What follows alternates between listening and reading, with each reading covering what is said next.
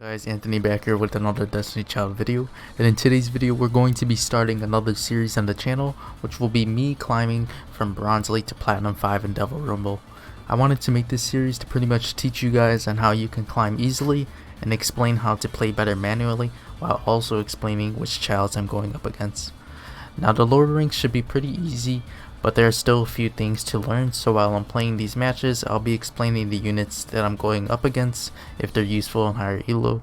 Some matches will run on autoplay as this is a very low elo, but I'll try to explain as many units and matchups as possible.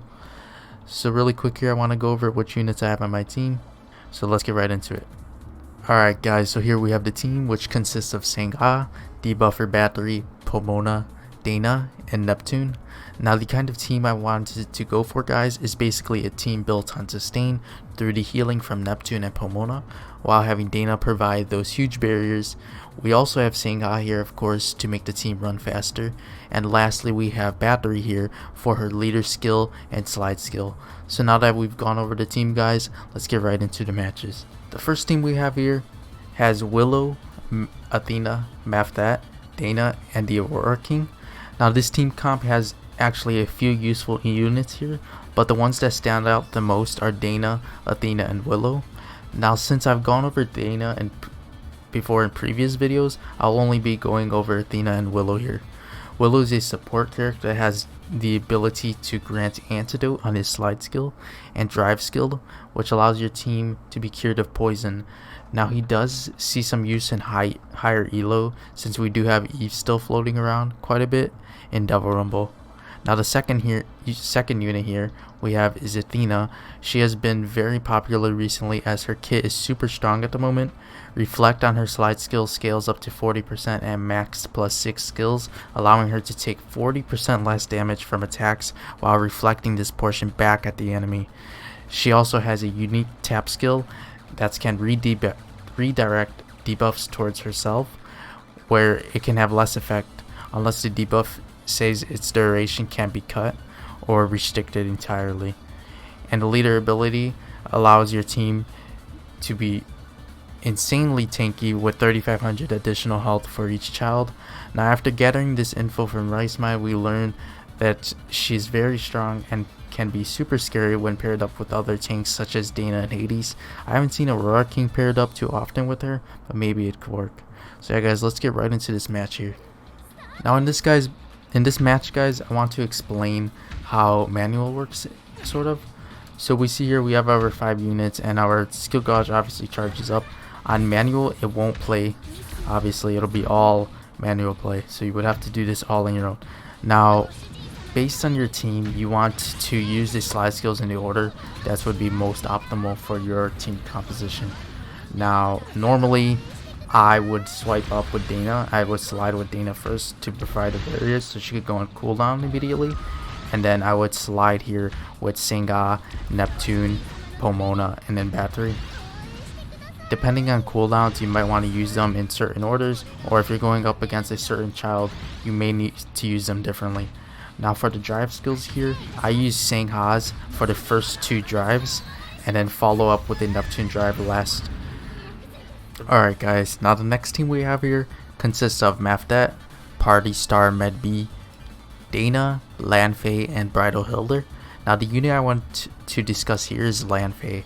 Now Lanfei works great in teams that aim to stall the enemy and reach fever time first. So basically a team that keeps the Devil Rumble match slow paced and will end at fever.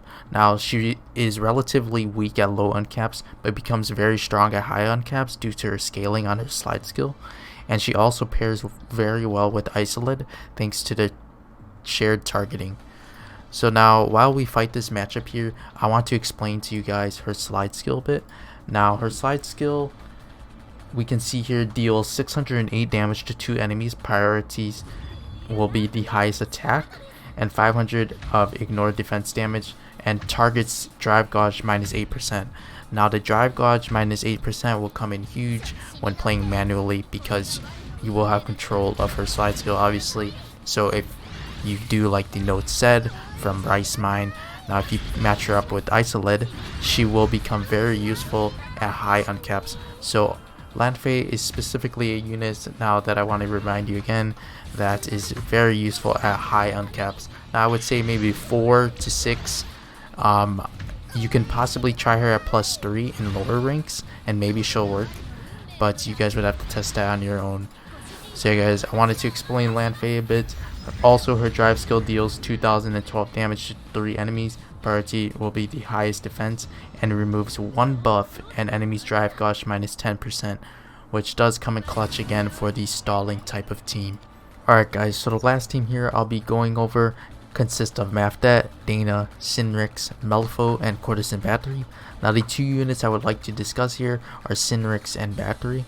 Now I discussed Battery in my last video very in depth, so I'll be sure to link it here at the top if you're interested in watching that one. So first here we have Sinrix, which has Fortitude.